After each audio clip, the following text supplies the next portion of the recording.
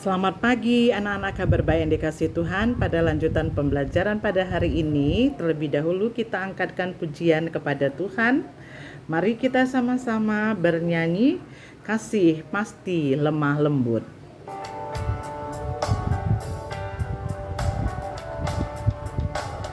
Kasih pasti lemah lembut, kasih pasti memaafkan, kasih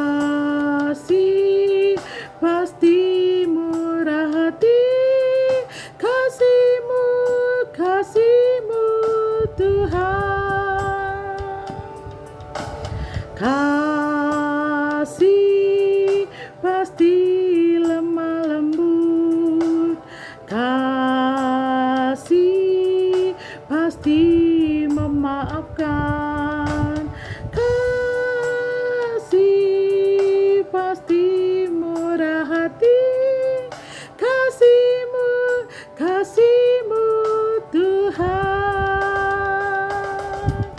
Ajarilah kami ini saling mengasihi, ajarilah kami ini saling mengampuni, ajarilah kami ini kasih-Mu ya Tuhan, kasih-Mu kudus tiada batasnya.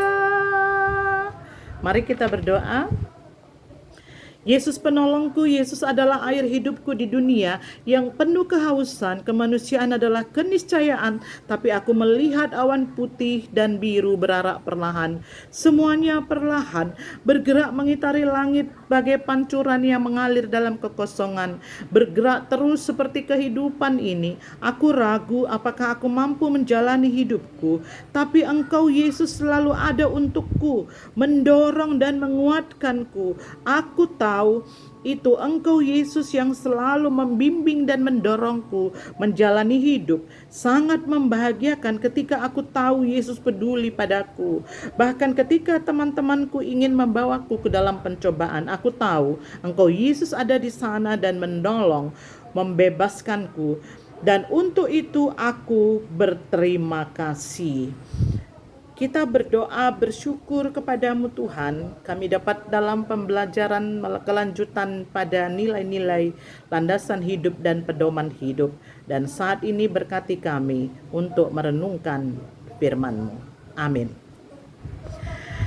Anak-anak kabar baik yang dikasih Tuhan, kegiatan pembelajaran pada hari ini juga Ibu memakai model Discovery Learning, maka sebagai stimulusnya apa yang tadi di dalam doa, Ibu di sini membawa adaptasi dari Come and See oleh Mary Mounds dan kawan-kawan, di mana di sini kita lihat dikomunikasikan bahwa Yesus adalah penolong.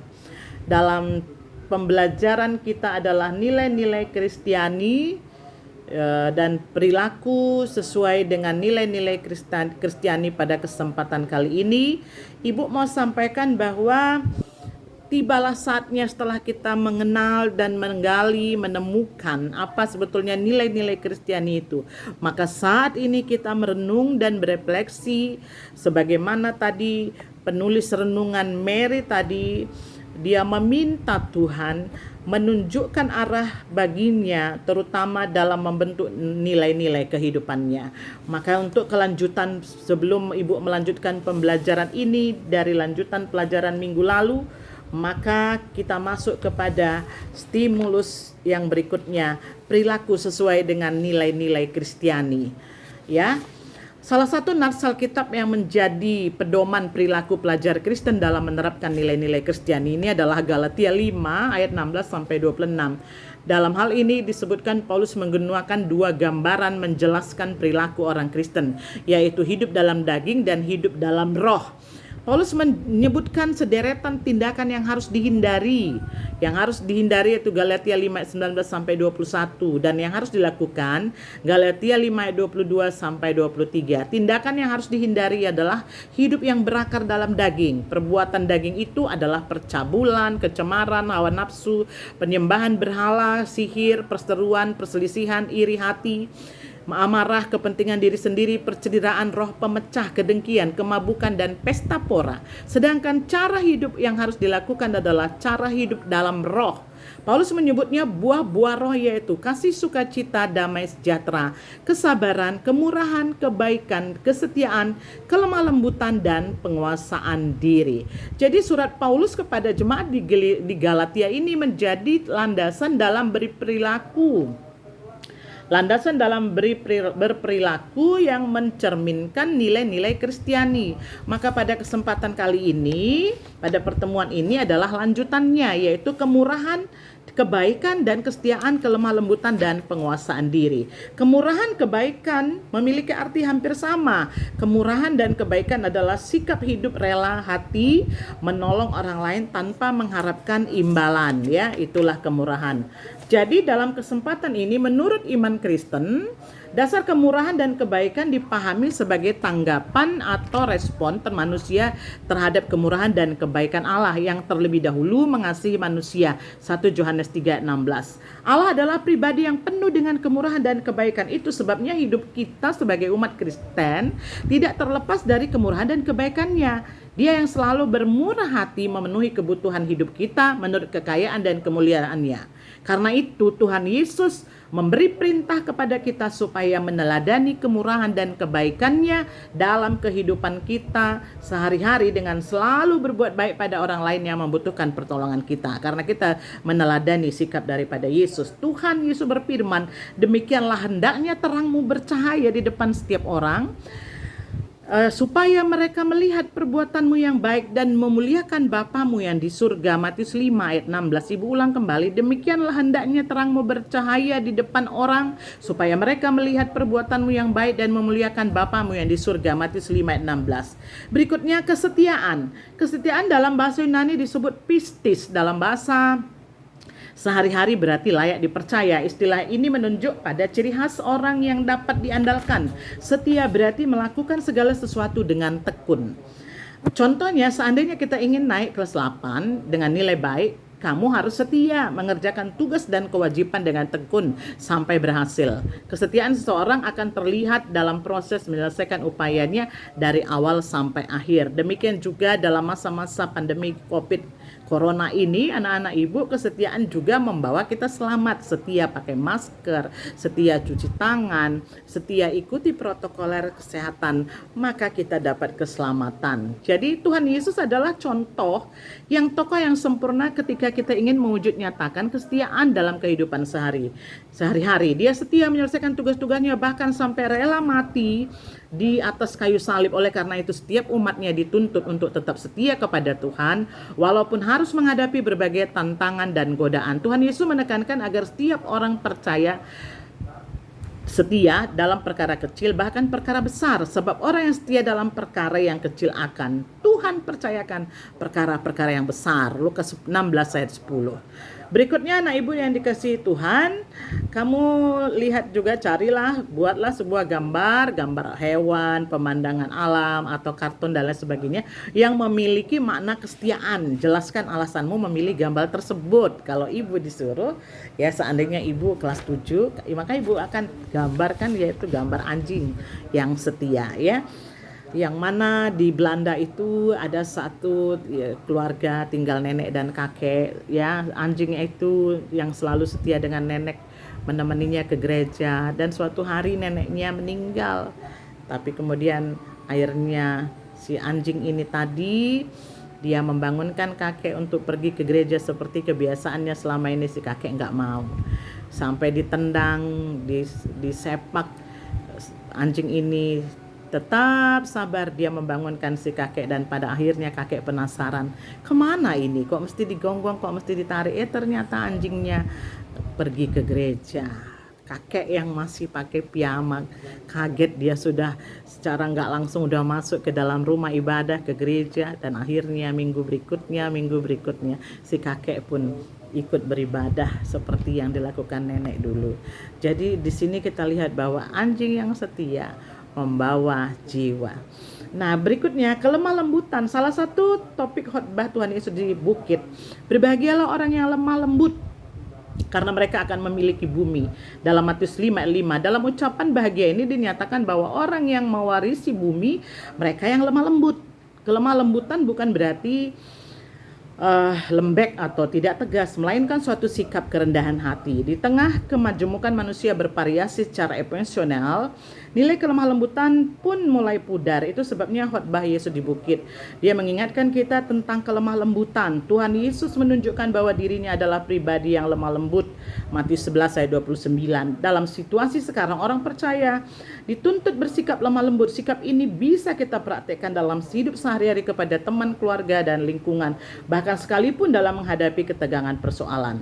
Alkitab mengajar kita untuk tetap bersikap lemah lembut. Jawaban yang lemah lembut meredakan kegeraman, tapi perkataan yang pedas membangkitkan marah. Amsal 15 ayat 1. Kita akan melihat perbedaan yang nyata dalam hubungan antara satu dengan yang lain akan lebih harmonis jika prinsip lemah lembut ini diterapkan dalam kehidupan sehari-hari. Jadi kita coba bagaimanakah supaya kita itu dalam kehidupan sehari-hari seperti Yesus yang lemah lembut. Yang terakhir adalah penguasaan diri, adalah mampu mengontrol diri secara baik dan benar. Memang kita akui bahwa manusia memiliki berbagai keinginan, namun kita harus menyadari bahwa tidak semua keinginan dapat membahagiakan sesama kita dan diri sendiri. Seringkali keinginan manusia itu dikuasai oleh hal nafsu dan emosi yang tidak terkontrol. Akibatnya apa? Manusia menjadi korban dari keinginan sendiri. Ciri kedewasaan seorang itu tidak ditentukan oleh usianya, namun seorang akan disebut dewasa jika ia mampu menguasai diri dengan baik. Menjadi tua itu sudah pasti dan otomatis terjadi karena faktor usia, namun menjadi dewasa serta bisa mengendalikan atau menguasai diri perlu proses dan usaha yang sangat serius dari diri kita sendiri. Jadi berikut ini contoh yang dapat kita teladani dalam penguasaan diri. Yusuf, dalam Kejadian 39, ia mampu menguasai dirinya ketika istri Potifar mengajaknya melakukan dosa berbuat zina. Istri Potifar membujuk Yusuf dengan berbagai cara dan iming-iming, tapi dia bisa mengatasinya. Daniel 1 menguasai dirinya, kita lihat, dan berketetapan untuk tidak menajiskan dirinya dengan santapan raja dan dengan anggur dan biasa diminum raja.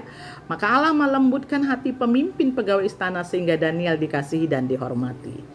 Tuhan Yesus ketika ditangkap para pengawal imam besar di Taman Getsemani, dia tetap tenang, penuh penguasaan diri. Salah seorang muridnya mencabut pedang dan menebas telinga salah seorang penangkapnya hingga putus.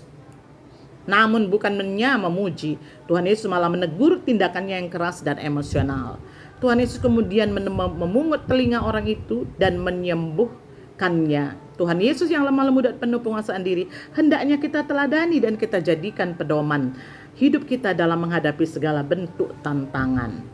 Jadi anak ibu yang dikasihi Tuhan, kita belajar dari lingkungan kita. Bagaimana yang kamu teladani dalam masyarakat dalam penguasaan diri ini? Sebutkan 2 hal yang mungkin terjadi jika kamu tidak mampu menguasai diri. Kemudian tugas proyeknya yaitu buat suatu drama tema penguasaan diri, yaitu pemainnya 5 orang. Kamu bebas untuk membuat satu drama, judulnya adalah penguasaan diri. Anak-anak yang dikasihi Tuhan, pada kesempatan kali ini juga Ibu akan meneruskan kembali kita masuk kepada mengumpulkan data. Kalau tadi kita sudah identifikasi masalah itu, maka kita masuk kepada yaitu mengumpulkan data, yaitu belajar dari kenyataan hidup. Belajar dari kenyataan hidup bagaimana kisah hidup si Samuel. Samuel putra Elkana dan dari suku Efraim. Elkana sebagai orang saleh. Ibu Samuel adalah Hana. Ia memohon kepada Tuhan agar memberinya anak. Ia berjanji jika Tuhan memberinya anak, ia akan menyerahkan anaknya itu melayani Tuhan. Tuhan mengabulkan permohonan Hana. Hana pun menepati janjinya. Akhirnya Hana menyerahkan Samuel kepada Tuhan dengan bimbingan Imam Eli. Hana memiliki tekad yang kuat sebagai seorang ibu sehingga sejak kecil Samuel telah bersedia mempersembahkan hidupnya dan melayani di rumah Tuhan. Selama melayani di rumah Tuhan, Samuel selalu taat kepada perintah Tuhan, tidak mudah terpengaruh, dan tindakan-tindakan yang melanggar perintahnya. Anak-anak Imam Eli telah melakukan banyak penyimpangan di rumah Allah, mengambil persembahan sembarangan ya. Walaupun demikian, Samuel tidak ikut-ikutan. Hal itu karena Sejak awal Samuel mampu memahami mengapa dan untuk apa ia tinggal bersama Imam Eli. Keteguhan hatinya untuk hidup di jalan Tuhan membuatnya dipakai Tuhan. Setelah Imam Eli meninggal, Samuel lah yang menggantikannya. Ketika bangsa Israel mulai tidak peduli kepada Tuhan, Samuel mengajak mereka untuk bertobat. Samuel melayani bangsa Israel hingga akhir hidupnya. Ia adalah hakim yang terakhir dan terbesar dalam perjanjian lama. Jadi kita belajar dari kisah kenyataan hidup, yaitu contohnya tentang Samuel. Anak-anak yang berbaik, kerendahan hati juga menunjukkan manusia memahami siapa dirinya sebagai makhluk ciptaan Allah, seperti yang dari kisah hidup Samuel tadi ini ya. Dia begitu rendah hati. Hal ini membuat manusia dapat hidup damai, harmonis dengan sesamanya. Antara lain, orang yang rendah hati akan mengambil sikap yang mengalah. Rendah hati itu sikap yang mengalah untuk kebaikan. Yang berikutnya lagi adalah nilai-nilai Kristiani itu jujur. Kejujuran adalah lawan dari kebohongan. Orang yang jujur adalah orang yang memiliki integritas dalam Matius 5:37. Jika ia katakan ya, hendaklah kamu katakan ya. Jika tidak, hendaklah kamu katakan tidak. Apa yang lebih daripada itu berasal dari sejahat. Anak-anaknya berbaik. Berikutnya lagi adalah murah hati dalam Matius 5:7. Berbahagialah orang yang murah hatinya karena mereka akan beroleh kemurahan. Alkitab mengajarkan pada kita untuk bersikap murah hati, tidak kikir. Kita diharapkan bisa memberi kepada sesama yang berkekurangan dan membutuhkan bantuan. Kita harus yakin bahwa setiap orang yang memiliki sesuatu yang dapat diberikan kepada orang lain, entah uang, waktu, perhatian, kasih sayang, menjadi teman bicara, pendengar yang baik, penghibur saat orang susah dan sedih. Dengan kekayaan kita juga bisa menolong orang lain. Karena itu sebagai orang pilihan Allah yang dikuduskan dan dikasihinya, kenakanlah belas kasihan, kemurahan, kerendahan hati, kelemah lembutan, dan kesabaran. Kolose 3 ayat 12. Berikutnya, perkataan sama dengan perbuatannya, tidak munafik, tidak pura-pura. Kayak mana itu kita lihat contoh orang Farisi ahli Taurat sering mendapat sindiran dari Yesus. Mereka selalu merasa diri paling benar karena mereka menjalankan aturan agama dan hukum Taurat secara konsisten, tetapi mereka tidak mempraktikkan ajaran tersebut. Berikutnya juga jangan merasa diri paling benar. Semua manusia telah berdosa dan tidak sempurna. Jika kita berpikir kalau kita lebih baik dari orang lain, kita dianggap sebagai orang-orang berdosa. Kita bersalah karena telah membenarkan diri sendiri. Seorang tidak berhak untuk memandang rendah, mengkritik, menghakimi, menyalahkan atau mencoba untuk mengandalkan orang lain.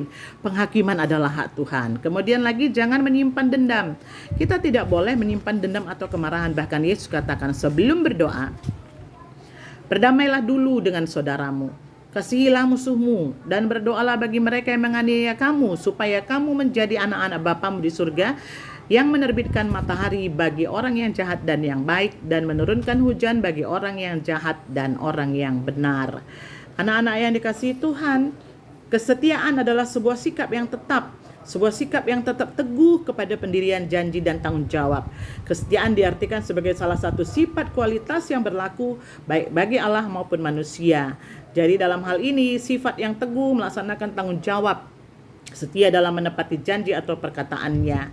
Seperti kita lihat dalam kisah dalam 2 Tawarikh 34 ayat 10 sampai 12, di sini dikatakan bahwa Daniel 5 ayat 6, Daniel 6 ayat 5, Matius 25 ayat 20 sampai 21, Allah mengasihi orang yang setia karena Allah adalah setia. Ulangan 7 ayat 9, Mazmur 31 ayat 24, Matius 24 ayat 45 sampai 31. Kesetiaan lebih baik daripada kemampuan, karena sekalipun seorang punya kemampuan yang luar biasa tapi tidak pernah dapat memenuhi tanggung jawabnya, maka kemampuannya tidak ada artinya. Misalnya sekalipun seorang memiliki kemampuan yang hebat sebagai pemain musik tapi ia tidak pernah hadir saat dibutuhkan, maka kemampuannya itu tidak ada artinya. Allah memberkati orang yang setia sekalipun kita tidak senang dengan yang kita kerjakan, tapi karena kesetiaan maka Allah memberkati. Matius 21 ayat 28 sampai 31, ingat kesetiaan pada suatu saat akan teruji, dan kesetiaan kita hanya terbukti melalui suatu pilihan ataupun melalui sebuah pencobaan yang akan kita hadapi. Suatu pilihan maksudnya pada suatu saat kita akan diperhadapkan dengan beberapa pilihan yang ada. Apakah kita akan memilih tetap setia untuk Tuhan atau memilih jalan yang aman-aman saja tetapi mengingkari iman kita? Kamu tahu bahwa kesetiaanmu telah teruji, bahwa ia telah menolong aku dalam pelayanan Injil sama seperti seorang anak menolong bapaknya. Filipi 2 ayat 22. 2. Anak-anak kabar baik yang dikasihi Tuhan, Matius 5 ayat 3-12. Bacaan ini merupakan bagian dari apa yang disebut khotbah di bukit oleh Yesus. Para pakar meragukan bahwa ucapan ini memang disampaikan dalam khotbah Yesus di bukit, ataukah semuanya ini sebetulnya merupakan intisari dari ajaran Yesus? Ya, anak-anak kabar baik, tugasnya adalah menuliskan Matius 5 ayat 3-12 di buku tugas. Ya, ingat lagi, tuliskan Matius 5 ayat 3-12 ini. Maka di sini sekilas saja ada nilai-nilai di sini yang Yesus sampaikan. Yesus ajarkan hal yang sama sekali berlawanan dengan apa yang biasanya kita peroleh dari dunia. Bagaimana mungkin orang yang miskin berduka cita, yang lemah lembut berbahagia?